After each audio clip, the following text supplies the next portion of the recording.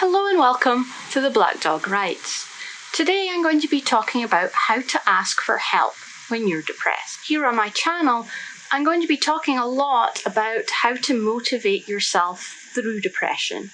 But what I'm never ever advocating for is that you try to drag yourself through your daily life without asking for help from a medical professional. No amount of tips and motivators are going to be able to replace a real doctor, psychiatrist, or therapist.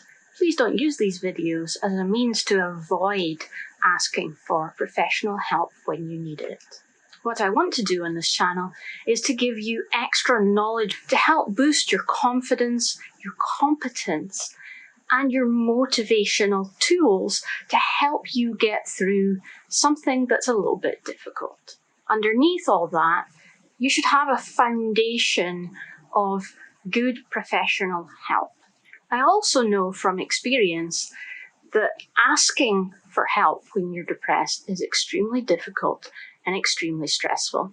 So I'm making this video to try to give you some tips about how to reach out. First of all, what we're going to do is to identify the kind of obstacles that you might face in asking for help, and then come up with some ways that we can overcome them. So the first thing to do is to identify which particular obstacles are holding you back, and then strategize ways to get around them. What is the obstacle between you and accessing the doctor or the therapist or the psychiatrist that you need to see?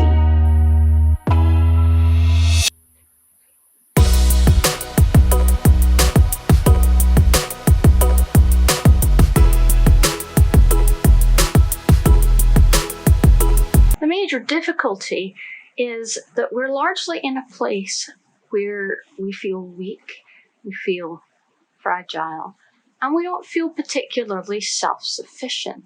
We don't ask for help because it's psychologically uncomfortable to do so. We're afraid that asking for help is going to provoke a reaction that makes it worse.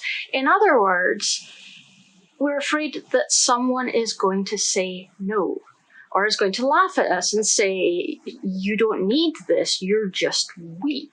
Or perhaps you're feeling a sense of shame, guilt, embarrassment.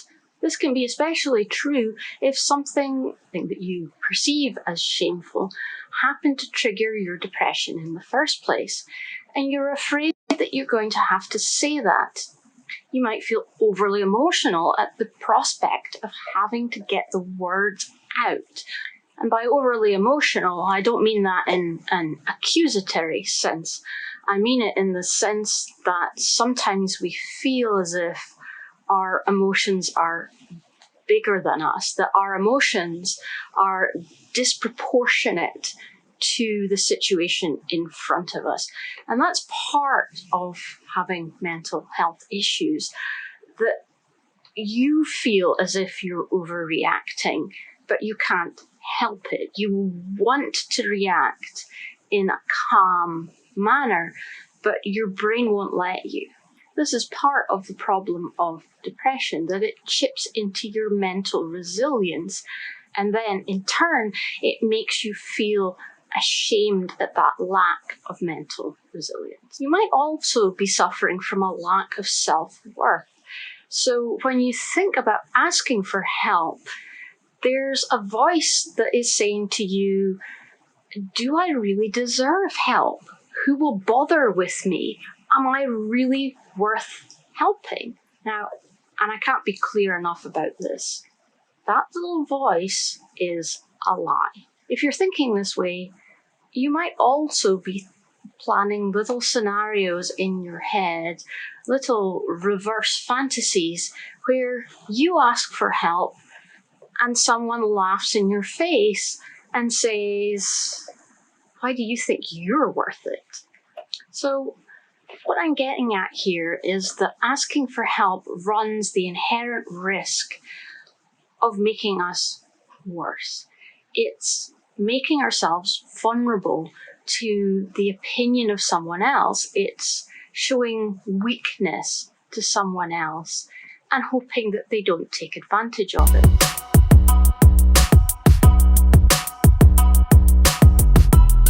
Is there something that you consider guilty or shameful about the reason that your depression was triggered in the first place, that you fear you're going to have to confess? You don't, by the way. If the doctor asks what triggered your depression and you're not comfortable talking about it, you can just say that something did, but it's not something that you're ready to talk about.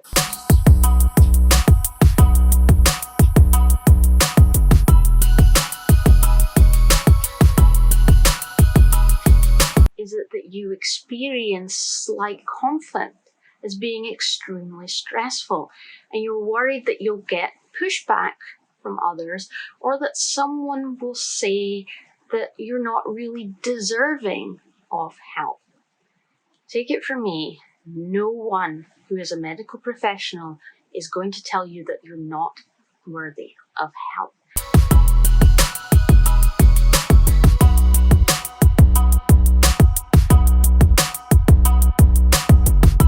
Maybe there's someone unhelpful in your life who interprets your depression as a moral failing rather than a health problem, and who makes you feel shame or embarrassment.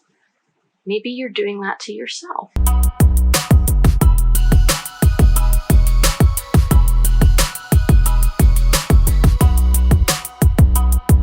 Perhaps your self-image is tied up in competence. So you define yourself, you identify yourself as someone who is competent and practical, and having to ask for help makes you feel like you're not. Maybe you have a position where you feel responsible for others.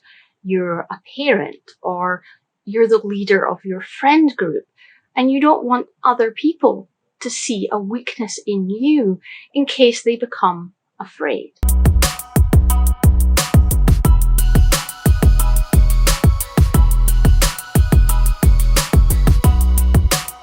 Just feel bad for feeling depressed, as if you should just pick yourself up and get on with it. But depression doesn't work like that. It's a mental illness. It's not a moral failing. It's not something that you did to yourself. And it's not something that you can just decide not to have. Anyone who says, oh, just toughen up, or oh, just stop being so sensitive, isn't trying to hurt you. They're just someone who doesn't understand depression and how it works. If you had a broken leg, no one would expect you to walk, let alone run a marathon.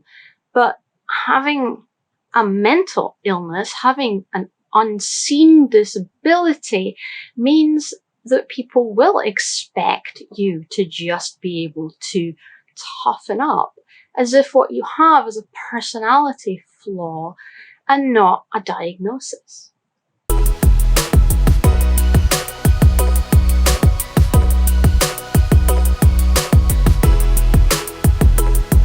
It might be that picking up the phone is hard for you. You might have anxiety that is tied up with phones and phone calls, or you might not have the vocabulary that you need. You might not be able to get the words out. So what you have to do is to make things as easy for yourself as possible. If you can't make a phone call, can you ask someone else to make a phone call for you? If you can't make an appointment, will someone else do that? Now, when I say this, what I want you to know is people like helping people. It feels bad for us to reach out for someone else's help, but it feels really good for other people to be able to help somebody else. It makes them feel good about their day if they know that they've aided someone else in their particular journey, especially over something that's difficult. So when you ask, don't feel as if you're being a burden to someone. Know that it's fulfilling for humans to help other humans. We like it. We enjoy it. One of the very important things that I've learned over the years is to ask for what you want and be grateful when you get it. So don't hint around with the friend that you want to help you. Don't show your depression or try to show your depression and be disappointed if they don't pick up on it. Ask them, or if you can't get the words out, write it down, text it, put it in an email, get it to that person somehow. Ask them precisely what you want them to do. The easier and clearer the instruction is, the easier it will be to follow. So you might say, can you call and make an appointment for me with your therapist? You might say, can you fill in the online form at the GP so that I can go to an appointment? You might say, can you drive me to an appointment? If you don't want to ask a friend to do it for you, what's the easiest way for you? So can you wait until you're in a good moment and then phone?